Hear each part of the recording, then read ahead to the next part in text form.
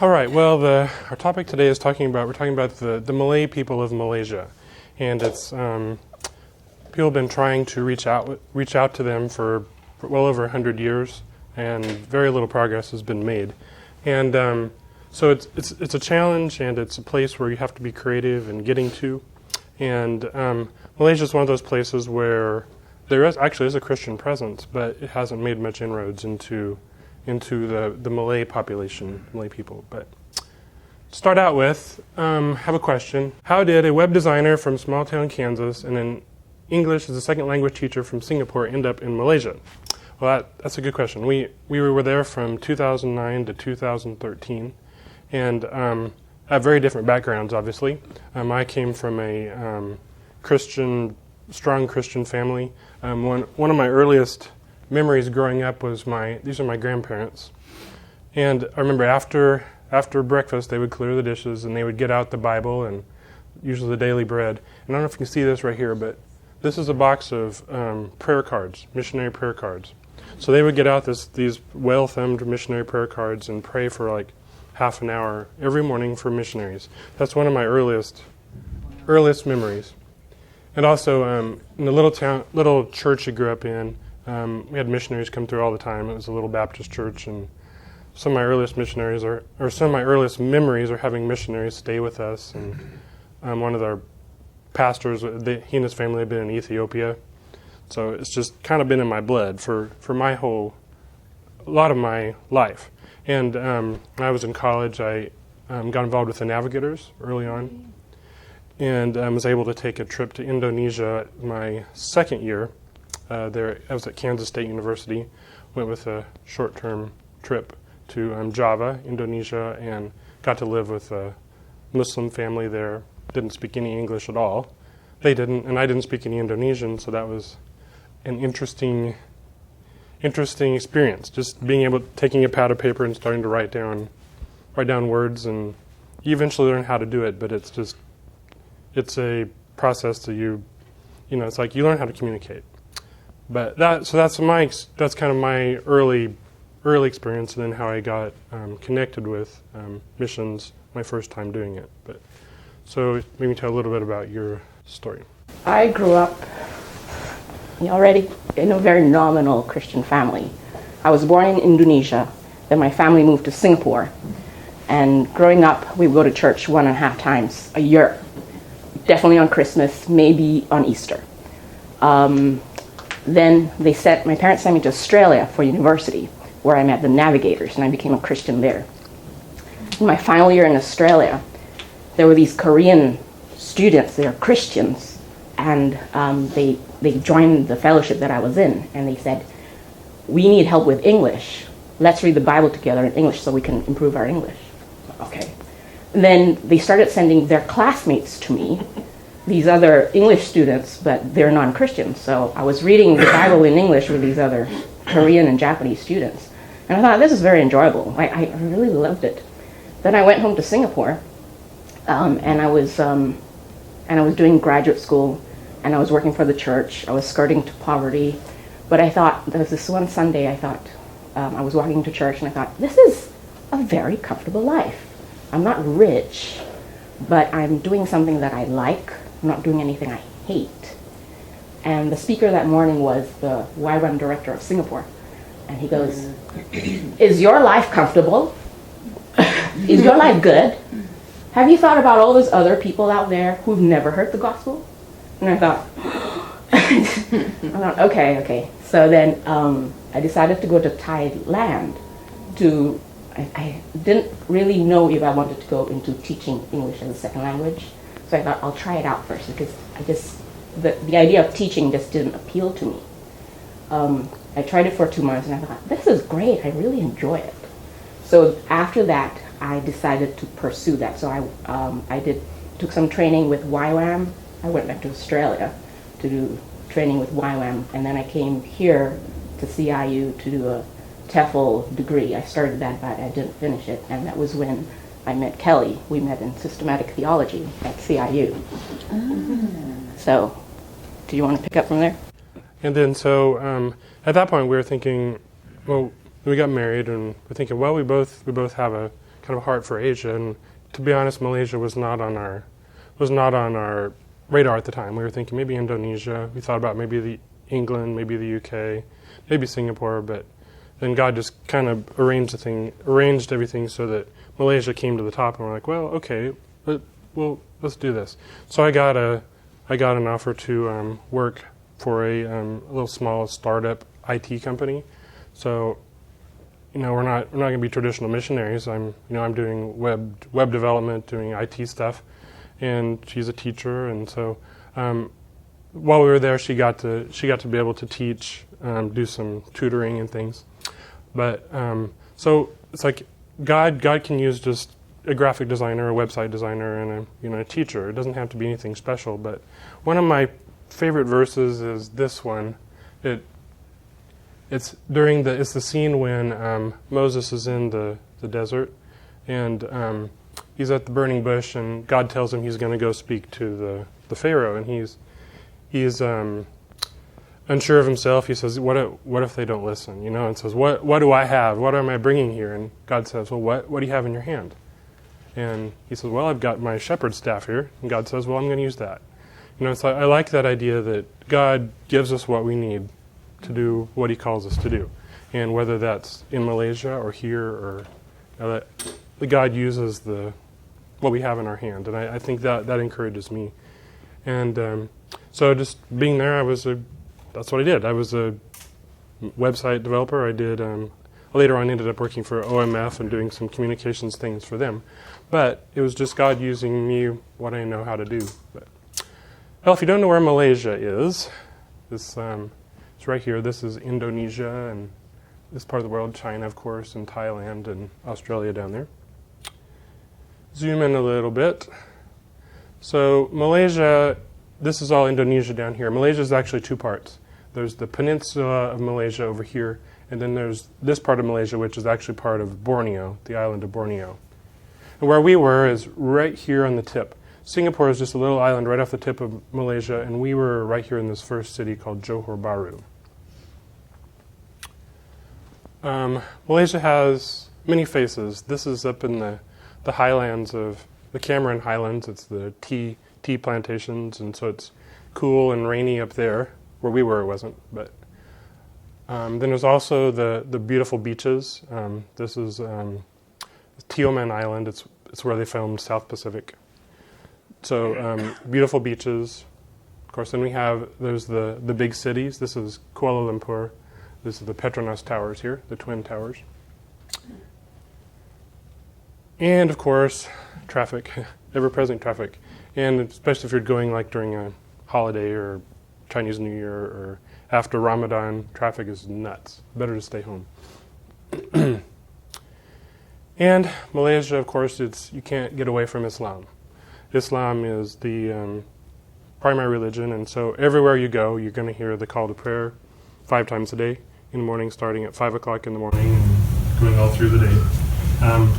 And so it becomes a fabric of life, part of the fabric of life. And after a while, you kind of tune it out, but it's always just this kind of reminder of it's just pervasive. It's everywhere. But it's also, I kind of thought of it, well, it's a reminder for me to pray too. So I kind of was like, okay, let me take this time to pray as well. A lot of life in Malaysia revolves around shopping. Super fancy malls and anything you could want here, pretty much you can find there. Now this particular mall happens to be right here at the base of the 2 Twin Towers. And this is one of the shopping centers there. I mean, it looks like Walmart or anything else, but pretty much that part of life is familiar. And then at night, it's called the Pasar Malam, which literally means the night market, and that's a very, very common thing as well. People go out in the evening, and being sociable and being around people is an important thing. So you go out in the evening and go out and get something to eat, and it depends on the time of the year too. If it's during Ramadan, for instance, everyone needs to go out after dark anyway, so there'll be a lot of people going out to eat.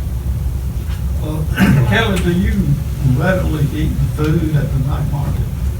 Or, Yeah. You're not returns back getting sick from it. Generally, no. Malaysia's pretty safe as far as that goes, but mostly everything here is fried anyway. So like by the time something's been fried, it's probably generally it's for the most part it's safe to eat. Yeah. Yeah, I think if you get ill, it's because you've eaten too much fried food. Yeah. The food is very good. I don't know if any of you have ever had a chance to try durian. It's probably one of the most interesting experiences you'll ever have. It's a spiky fruit that's about this big and or heavy. And you almost have to crack it open with I think he's got a screwdriver here, but you have to crack it open with a machete or something, and it's like you gotta have gloves really to open it up. And it's I don't know if you can see it. It's a seed with it's kind of this creamy fruit around it. And either people either love it or hate it. Some people say it smells like heaven, and some people say it smells like dirty socks or diesel fuel or old onions, all kind of mixed together. So it's this complex thing you'll never experience anywhere else. But I kind of like it actually, but I don't like it to the extent that she does. Yeah, well, it's called the king of fruits, and to me, it's heavenly. Yeah, funny. So if you grow from here, you can consume large quantities of this stuff. And it grows on these tall trees, and if it falls, if you're underneath it, it can do some serious damage. And they have to have someone there guarding it like 24 hours because people steal them. So during durian season, you have to have somebody around the base of the trees and watching for the things to fall. It's pretty interesting. Do they wear hard hats? Kind of, yeah. They'll be like this little hut in the middle of the trees, just somebody out there just waiting for these things to fall. This is another tradition. It's called pulled tea, te tarik, which literally means pulled tea. And it's strong tea with sweetened condensed milk, and they just kind of like do this back and forth. It's kind of theater, really. The Malay people in Malaysia, there's 17 million of them. They're approximately 60% of the population. The rest of the country would be either Indian or Chinese for the most part, with some other ethnic groups. Most Malays speak English fluently, in addition to their national language. So it's easy, pretty much, it's for the most part you can communicate. They're well educated, generally. Some are still out in the rural areas and the farmers, but they're also the leaders of business, technology, politics. So they basically control the business world of Malaysia. It's built into the Constitution of Malaysia that the Malays will have the preference on things. So they call it positive discrimination, but so for government jobs, for those kind of things. So if you're Chinese or Indian, you can still make it, you can still do well, but you have to work hard and you don't get the benefits of this positive discrimination. All Malays are, by definition, according to the Constitution, Muslim. There's no other choice. So if you're not going to be Muslim, you're leaving your ethnic heritage, really. So Malays are proud of their identity, and many do practice the 5 tenets of Islam, the confession, I confess that Muhammad is the prophet, and so forth, and also that they give to the poor. They do their prayers, and if they can, they'll go to Mecca, and of course fasting in Ramadan is important. So there are a lot of Malays who are sincere about their religion.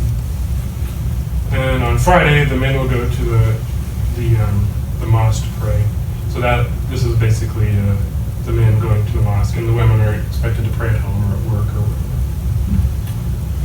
whatever. For children growing up, there's a lot of part of education is religious education, and so they will learn, huge parts of the Quran and learn to recite it.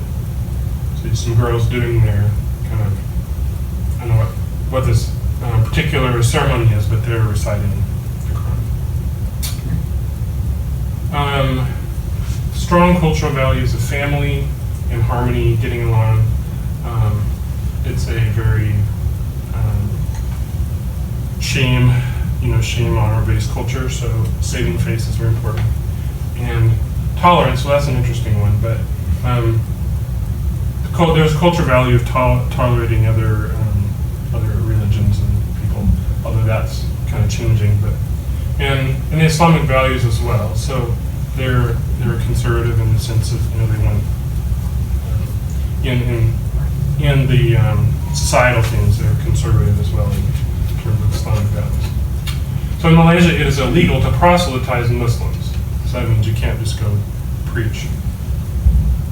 And many religious books have been banned, including versions of the Malay Bible, and I have a copy of one over here. That red book over there is one of the versions that's come out in the past few years that's actually illegal to have in Malaysia. People are bringing them in, but it's illegal to have it. So many Malay followers, and there are some, followers of Jesus have suffered social ostracism and persecution, and it'll be from their work or family.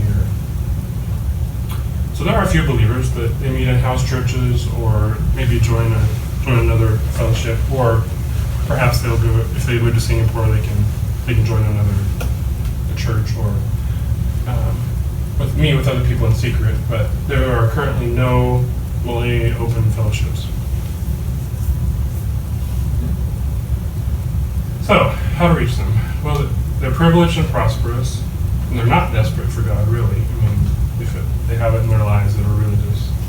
And many seem uninterested in religion. And in terms of, they do it as part of their life, but it doesn't go much deeper than that for a lot of people. It varies. So, and I think with Ollie Mitchell speaking last week, it was a good foundation for this, because they really do respect Jesus, and they see him as he's one of the prophets, and it's very important that you respect the prophets. But what they don't understand is that Jesus is also the Messiah, and so that's the key point: is how do we help them to move from seeing Jesus as a prophet to meeting Jesus as the Messiah? So one of the things that's very important is coming with respect. Listening and learning, and moving from there. And beginning with points of agreement. And we agree that there's a lot of things in the Quran that we can agree with. Jesus was born of a virgin. He was above every other prophet. He really is in the Quran. And so how then can we start from there? What they agree and what they believe, and move towards understanding Jesus as their Messiah. We don't want to compromise the gospel, but how do we find ways to help them authentically follow Christ while still being Malay? And there's some lessons in Acts 15, of course, and how do we not go away from the core concepts of the gospel, but how can we make it, in this case, how do we make it, for the Gentiles as well?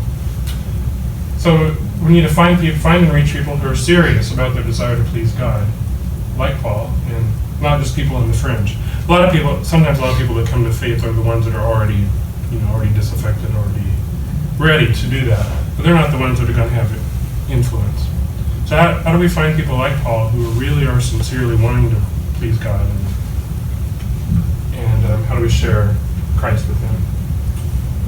And these will be also gateway people who can then take Christ into their own social and family networks. And that's the way it happens. It happens like someone who gets in the family network, and then for long family members, and we've seen it happen.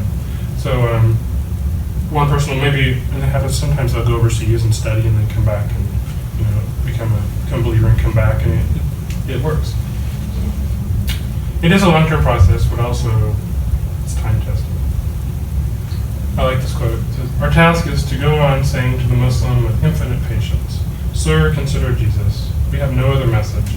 It is not the case that the Muslim has seen Jesus of Nazareth and has rejected him. He has never truly seen him, and the veil of misunderstanding and prejudice is still over his face.'" So, I think that's...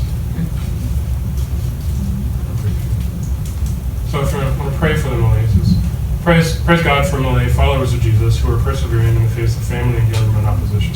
And there are some. And there are lots of churches too.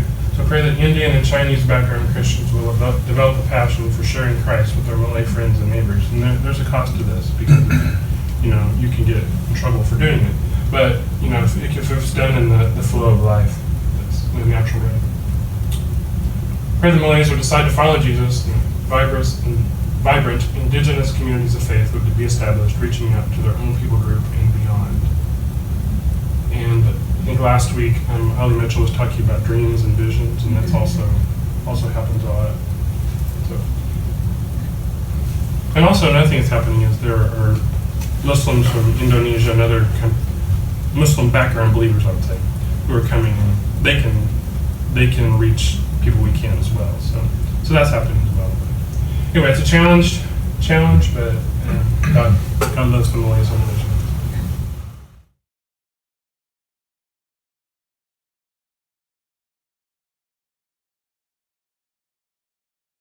Yeah. Any plans for you all going back? We would like to go back to Asia at some point. I'm not sure exactly what the timing is, but Okay. yeah. Would you be tent makers like you were? Or We would have to be, because you wouldn't get a religious visa, a religious worker visa there. Yeah, you'd have to go in and have a job. So most likely we would work for an international school or something. Do that sort of work. That is an opening, definitely. Just go work for a school. There's a lot of international schools starting up, and so Singaporeans are moving to Malaysia, and people are wanting to send their kids to international schools. So that's a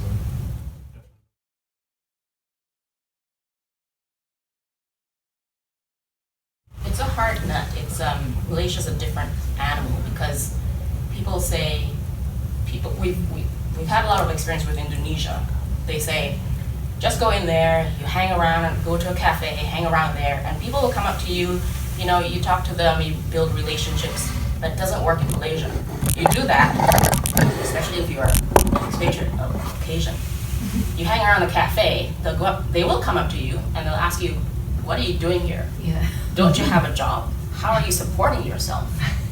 This doesn't make sense for you to be hanging around a cafe and talking to people. So you must be a missionary. And we had this friends, they were up in KL, we were at JB closer to Singapore. They were essentially tent faking. And that was the story he told us. People would say, so is this job really a job?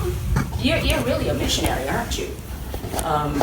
So people will suss you out. It's difficult, and other groups, they try to come in and they want to build churches, but like Kelly said, those who will come to you are already on the fringes. They're disillusioned, they're disenfranchised, and they're not able to go back into the community to take Jesus to their families, to the community. And so those people are ostracized, they're outcast. And so you have this church full of former Muslims who don't want to have a part of Islam anyway. So then how do you get to the core of the people, to the majority of the Malay Muslims? And we were told Christianity has been in Malaysia for over 500 years.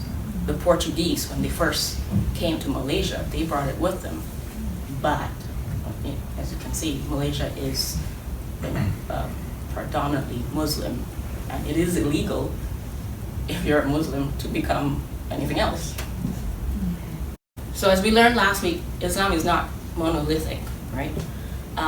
What I know about the Islam in Saudi Arabia, it's very much focused on kingdom building. So the Saudi Arabian kingdom is financing the building of mosques all through Africa, maybe Europe, I'm not sure. But in Malaysia. yeah. Malaysia definitely has a close relationship with Saudi Arabia. And so there is that part of, evangelizing and building mosques. Just like we try to build churches too, so they're trying to build mosques as well. And they've got a rich benefactor.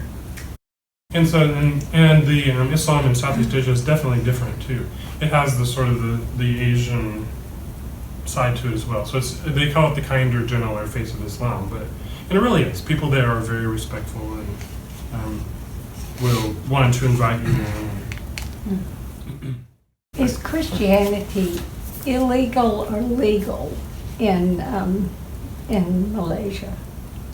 It's legal.